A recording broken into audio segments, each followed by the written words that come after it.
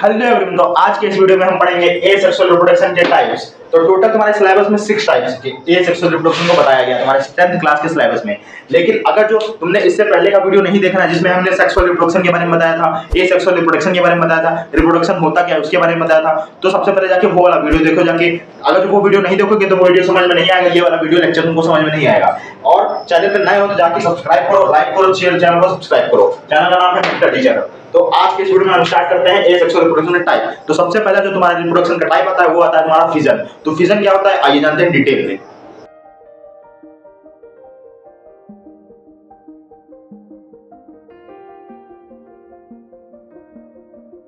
बात करते हैं फिजन की। तो फिजन होता क्या है? फिजन का मतलब होता है डिवाइड, मतलब डिवीजन। एक टाइप का बायोलॉजी में फिजन का मतलब होता है एक टाइप का डिवीजन। मतलब कोई भी एक ऑर्गेनिज्म जो तुम्हारा होता है वो एक, दो या दो से ज्यादा अपने सेल में डिवाइड हो सकता है। सेल का डिवीजन जैसे होता है उसी टाइप का फिजन का मतलब होता है डिवीजन। जैसे मान लेते हैं कोई एक ऑर्गेनिज्म है, ये एक ऑर्गेनिज्म की सेल है मान लेते हैं, ये तुम्हारा साइटोप्लाज्म, ये तुम्हारा न्यूक्लियस है। अब ये ऑर्गेनिज्म दो या दो से ज्यादा सेल में डिवाइड हो सकता है, इसी को बोलते हैं अपन फिजन। ये जो ऑर्गेनिज्म है तुम्हारा ये दो या दो से ज्यादा सेल्स में डिवाइड हो सकता है। इट कैन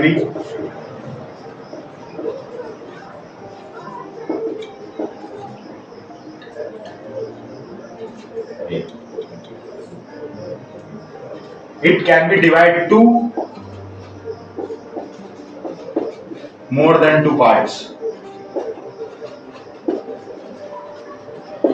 दो या दो से ज्यादा पार्ट में डिवाइड हो सकता है, इसी को बोलते हैं अपन फिजन। अब ये फिजन के दो पार्ट होते हैं, एक तो मल्टीपल फिजन, दूसरा बाइनरी फिजन। अब बाइनरी फिजन और मल्टीपल फिजन होता क्या है ये बात करते हैं, लेकिन उससे पहले बताते हैं कि फिजन किन ऑर्गेनिज्म में पाया जाता है। तो सबसे पहले फिजन पाया जाता है जितने भी यूनिसेलुलर ऑर्गेनिज्म उन्हीं के अंदर फिजन पाया जाता है, मल्टीसेलुलर ऑर्गेनिज्म के अंदर फिजन नहीं पाया जाता है। अब यूनिसेलुलर क्या होता है और मल्टीसेलुलर क्या होता है ये सबको पता होगा, वो नहीं पता तो बताता हूं कि यूनिसेलुलर जितने भी ऑर्गेनिज्म होते हैं जिनके अंदर एक सेल होती है, जितना भी लिविंग ऑर्गेनिज्म सबके अंदर एक सेल अगर पाई जाती है तो उसको बोलते हैं यूनिसेलुलर ऑर्गेनिज्म। जिसके एग्जांपल हमारे बैक्टीरिया, अमीबा, पैरामीशियम, यूग्लिना और बताते हैं जिनके अंदर एक सेल होती है उसको बोलते हैं यूनिसेलुलर।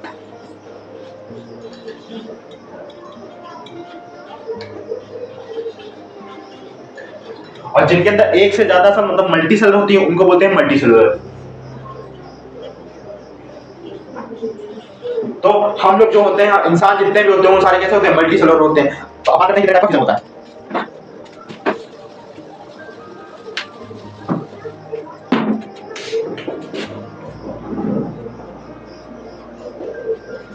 तो फिजन तुम्हारा होता है दो टाइप का, कौन कौन सा? एक तो बाइनरी फिजन,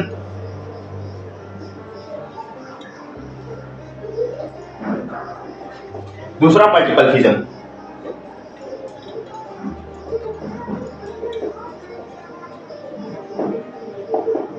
अब बाइनरी फिजन क्या होता है? बाइनरी मतलब होता है दो, बाइनरी का मतलब होता है दो, मतलब दो पार्ट में डिवाइड होगा। जब दो पार्ट में कोई भी सेल डिवाइड होती है उसको बोलते हैं बाइनरी फिजन। जैसे जो तुम्हारी मान लेते हैं एक कोई ये सेल है, ये इसका न्यूक्लियस है।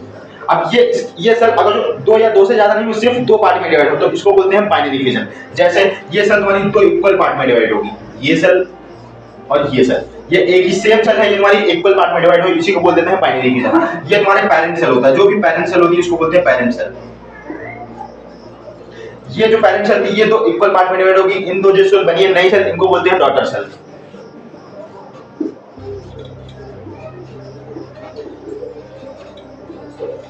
इन सेल को बोलते हैं डॉटर सेल्स। अब ये दोनों इक्वल पार्ट में डिवाइड हुए, इनका जेनेटिक मटेरियल जो होता है वो भी इक्वली डिस्ट्रीब्यूट होता है। अब जेनेटिक मटेरियल क्या होता है? तो जेनेटिक मटेरियल किसी भी सेल का या किसी भी ह्यूमंस के अंदर जो जेनेटिक मटेरियल होता है, कोई भी लिविंग ऑर्गेनिज्म सबके अंदर जो जेनेटिक मटेरियल होता है वो होता है जिसके अंदर सारी इंफॉर्मेशन स्टोर होती है। इंफॉर्मेशन कैसे इंफॉर्मेशन स्टोर होती है? अब ये जो इंफॉर्मेशन होती है ये इंफॉर्मेशन होती है तुम्हारे शरीर के बारे में, तुम्हारे किसी भी स्ट्रक्चर के बारे में। जैसे अब इंफॉर्मेशन तुम्हारी आई का कलर कैसा होगा, तुम्हारे आंख का कलर कैसा होगा, तुम्हारे बाल कैसे होंगे, या फिर तुम्हारे अंदर कोई भी सिंड्रोम आ रहा है, मान लो कोई बीमारी आ रही है, वो सारी जेनेटिक बीमारी होती है। तो सारी जेनेटिक इन्फॉर्मेशन उसी के अंदर होती है। और मेनली जो जेनेटिक इन्फॉर्मेशन होती है वो किसके अंदर होती है? वो होती है तुम्हारे डीएनए के अंदर। डीएनए और ये सब हम डिटेल में पढ़ेंगे, अभी जो जेनेटिक्स वाला चैप्टर पढ़ेंगे उसमें डिटेल में हम पढ़ेंगे। लेकिन अभी तक जान लो कि जेनेटिक मटेरियल वो होता है जिसके अंदर हमारी इन्फॉर्मेशन होती है जो कि एक पेरेंट से जनरेशन से दूसरे जनरेशन ट्रांसफर होती रहती है, उसको बोलते हैं जेनेटिक मटेरियल। अब ये जो सेल होती है ये जब डिवाइड करती है, ये एक टाइप का सेल डिवीजन करती हैं। वो सेल डिवीजन, जैसे ये बाइनरी फिजन हो रहा था तो एक टाइप का डिवीजन चल रहा था, एक सेल दो सेल में डिवाइड हो गई, तो एक टाइप का डिवीजन है। डिवीजन मतलब एक से मतलब दो पार्ट में डिवाइड होना। अब ये जो डिवीजन होता है एक टाइप का डिवीजन होता है, उसको बोलते हैं माइटोटिक डिवीजन। किस टाइप का डिवीजन है ये? Mitotic division.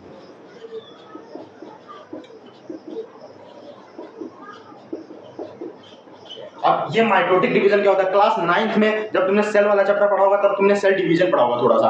उसमें दो टाइप के डिवीजन पढ़े होंगे। अब नहीं पढ़ा एनसीईआरटी की किताब रखी है तो खोल के देखो, उसमें दो टाइप के डिवीजन लिखे होंगे, एक तो माइटोटिक डिवीजन और मियोसिस। मियोसिस और माइटोसिस के नाम से लिखा होगा। उसी को जो माइटोसिस था वही हमारा माइटोटिक बोल देते हैं, उसको माइटोटिक बोल देते हैं या मियोसिस बोलो, बात एक ही होती है। अब मियोसिस था उसको मियोटिक बोल देते हैं। ये कैसा डिवीजन है? तुम्हारा माइटोटिक डिवीजन है। माइटोटिक डिवीजन होता क्या है उसको तुमने पढ़ रखा है नहीं पढ़ रखा, थोड़ा सा मैं बताता हूँ। इसमें क्या होता है? इसमें इक्वली डिवाइड होता है। कोई भी चीज होती है जो डिवाइड होती है वो इक्वली डिवाइड होती है। लेकिन मियोसिस में क्या होता है? जैसे मान लेते हैं क्रोमोसोम नंबर्स में डिवाइड होते हैं, इक्वली होते हैं डिवाइड। क्रोमोसोम पढ़ा होगा क्लास 9 में सेल वाले चैप्टर में, फिर से उसी में पढ़ा होगा।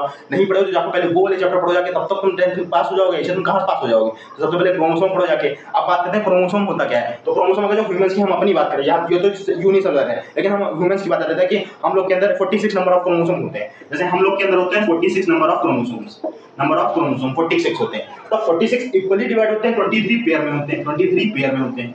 तब 23 पेयर, अब ये मेल मतलब जो फादर होते हैं मेल के अंदर उनके अंदर 46 क्रोमोसोम होंगे, या फीमेल और फीमेल के अंदर 46 क्रोमोसोम होंगे। ये मेल का साइन होता है, ये फीमेल का साइन होगा, इसके पहले वाली वीडियो में बताया था। और 46 नंबर ऑफ क्रोमोसोम होते हैं, ये डिवाइड होते हैं। अब ये इक्वली डिवाइड होते हैं, इनका इक्वली डिवीजन मतलब 46 नंबर ऑफ क्रोमोसोम जो इस सेल में थे, मान लेते हैं ये ह्यूमन की सेल नहीं है लेकिन फिर भी मान लेते हैं कि ह्यूमन की सेल है, तो ये 46 नंबर इसके पास थे तो 46 मान लेते हैं इसके पास थे, तो 46 इसके पास थे तो मतलब इसकी जो डॉटर बनी होगी इसके पास भी 46 ही जाएंगे और इसके पास भी 46 जाएंगे, इक्वल डिवाइड होंगे। ये नहीं कि इसके पास कुछ और चलेंगे इसके पास छोड़ेंगे। जब म्यूटिक डिवीजन होता है उसमें ये इसके पास 46 होता है तो इसके पास आधे जाते हैं, इसके पास आधे जाते हैं। रिडक्शन उसको बोलते हैं, उसको एक टाइप का रिडक्शन ऑफ म्यूटिक डिवीजन है। इसके बाद हम डिटेल में अलग से एक वीडियो ले आऊंगा, जिसमें अगर तुम्हारा नहीं हुआ तो रिवीजन हो जाएगा, या 9th क्लास में जब लेक्चर आएगा तो तुम उसमें देख लेना। तो अभी इसके बाद बात करते हैं, डिवीजन हो गया। अब इसमें बात करते हैं किसका एग्जांपल क्या होते हैं। जो बाइनरी फिजन हमने बताया, तो बाइनरी फिजन का एग्जांपल क्या होता है। तो बाइनरी फिजन का एग्जांपल मैं बताता हूं, 3 एग्जांपल बताऊंगा, चौथा एग्जांपल आपको कमेंट में बताना है। सबसे पहले तो अमीबा हो गया, दूसरा हो गया पैरामीशियम, तीसरा हो गया यूग्लिना। ये सारे यूनिसेलुलर ऑर्गेनिज्म है, तो इन सब के अंदर बाइनरी फिजन पाया जाता है। तो अब बात करते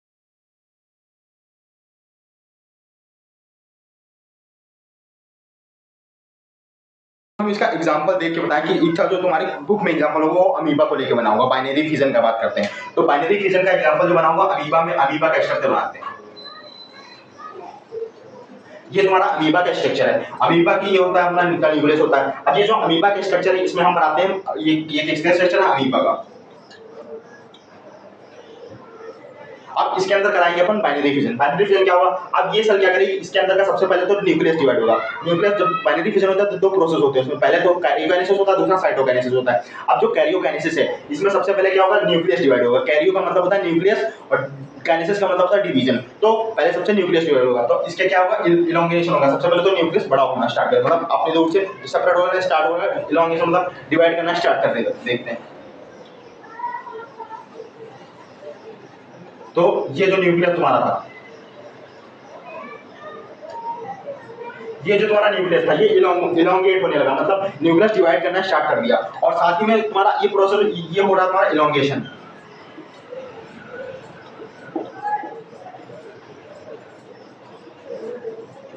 सबसे पहले तो न्यूक्लियस का सबसे पहले अमीबा होता है, अमीबा का इलोंगेशन ऑफ न्यूक्लियस होता है। अब न्यूक्लियस जब डिवाइड कर देता है तो उस प्रोसेस को बोलते हैं कैरियोकाइनेसिस।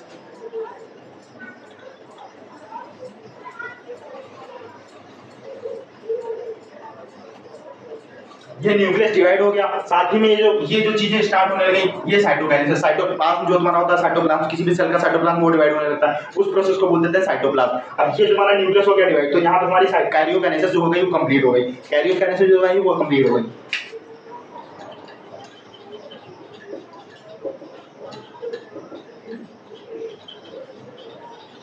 यहाँ पे कैरियोकाइनेसिस कंप्लीट हो गई, लेकिन यहाँ पे साइटोकाइनेसिस जो थी वो स्टार्ट हो गई।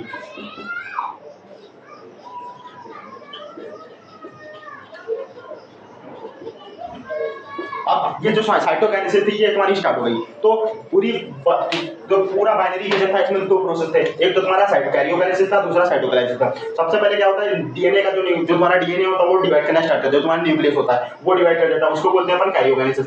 जब तुम्हारी साइटोकाइनेसिस जब साइटोप्लाज्म डिवाइड करना स्टार्ट करता है उसको बोलते हैं साइटोकाइनेसिस। अब इसके बाद क्या होगा, अब ये साइटोकाइनेसिस होगी, मतलब जो साइटोप्लाज्म था वो सेपरेट हो गया और इक्वली पार्ट में जो डीएनए होगा, जो न्यूक्लियस डिवाइड हुआ था वो इक्वली डिस्ट्रीब्यूट हो जाएगा, उसको बोलते हैं अपन साइटोकाइनेसिस। और इस पूरे को बोलते हैं अपन बाइनरी फिजन। तो इक्वल पार्ट में डिवाइड हो जाएगा। एक अमीबा तुम्हारा ये बन गया, इसके पास आ गया तुम्हारा न्यूक्लियस, और एक अमीबा तुम्हारा ये बन गया, इसके पास ये न्यूक्लियस आएगा। अब ये साइटोप्लाज्म डिवाइड हो गए दोनों के, और दोनों का न्यूक्लियस भी डिवाइड होगा, मतलब कैरियोकाइनेसिस और साइटोकाइनेसिस दोनों कंप्लीट हो गई। अब ये तुम्हारा कंप्लीट हो गया पूरा बाइनरी फिजन। बाइनरी फिजन का बस इतना ही था। इसके एग्जांपल हम बता देते हैं। अमीबा एक तो हो गया, दूसरा पैरामीशियम, तीसरा यूबिलिना,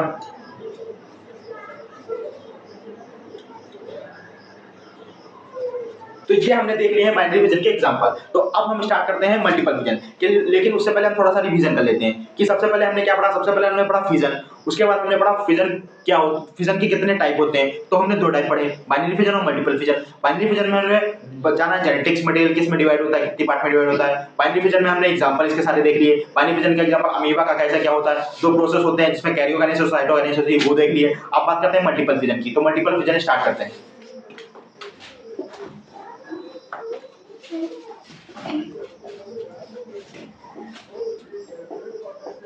मल्टीपल फिजन, तो जो मल्टीपल का मतलब होता है बहुत सारे, मतलब मोर। मल्टीपल का मतलब ही होता है मोर, फिजन का मतलब डिवाइड। मतलब अभी तक क्या कर रहे थे, जब बाइनरी फिजन पढ़ रहे थे तो बाइनरी फिजन में जो तुम्हारी सेल थी वो 2 पार्ट में डिवाइड हो रही थी इक्वली, 2 पार्ट में इक्वली डिवाइड हो रही थी। जो तुम्हारी सेल थी वो 2 पार्ट में इक्वली डिवाइड हो रही थी, इसको बोलते थे अपन बाइनरी फिजन। लेकिन मल्टीपल फिजन में जो तुम्हारी सेल होती है ये क्या करती है, इसमें सिर्फ एक लाइन बताता हूं तुमको तुरंत समझ में आ जाएगा। जो मल्टीपल सेल में तुम्हारी सेल होती है, इसके अंदर जो न्यूक्लियस होता है ये क्या करता है, इसमें सबसे पहले न्यूक्लियस डिवाइड होता है। न्यूक्लियस मोर देन बहुत सारे पार्ट में डिवाइड होता है। जैसे तुम्हारी सेल थी, इसका जो न्यूक्लियस था, इसके अंदर जो न्यूक्लियस होगा ये बहुत सारे पार्ट्स में डिवाइड होगा। अब ये जो न्यूक्लियस डिवाइड हो गया, ये जो पूरा न्यूक्लियस ये डिवाइड हो गया, अब इसमें से एक न्यूक्लियस को थोड़ा सा भी साइटोप्लाज्म मिल जाएगा। मान लेते हैं एक न्यूक्लियस, ये न्यूक्लियस था, इसको हल्का सा साइटोप्लाज्म मिल गया ये वाला, तो जितने भी न्यूक्लियस उसमें डिवाइड होंगे। एक टाइप के एरो, जिसका एग्जांपल प्लाज्मोडियम की बात करें तो प्लाज्मोडियम एक बार में 1000 टाइम से 1000 बार डिवाइड हो जाता है। एक प्लाज्मोडियम से 1000 प्लाज्मोडियम बन जाते हैं। तो मतलब एक जो न्यूक्लियस था उसमें डिवाइड होकर छोटा सा थोड़ा सा साइटोप्लाज्म को मिलेगा, उससे एक पूरी नई सेल बन जाएगी, उसी को बोलते हैं अपन मल्टीपल फिजन। अब मल्टीपल फिजन में मतलब यही होता है हमारा कि एक सेल से कई सारी मोर देन 2 या 2 से ज्यादा 1000 या 2000 कितनी भी कोई लिमिट नहीं है, बहुत सारी सेल्स बन सकती हैं, उसको बोलते हैं मल्टीपल फिजन। इसका एक ही एग्जांपल है प्लाज्मोडियम, जिसको हम मलेरिया पैरासाइट भी बोलते हैं। अब इसको मलेरिया पैरासाइट क्यों बोलते हैं ये कमेंट में बताओ। और बाइनरी फिजन का जो एग्जांपल हमने बताया था, जो बाइनरी फिजन के हमने एग्जांपल बताए हैं, उसमें बहुत सारे एग्जांपल्स बताए हैं, जैसे अमीबा, पैरामीशियम, यूग्लिना। उसमें से एक एग्जांपल मैं बताता हूं, वो काला अजार।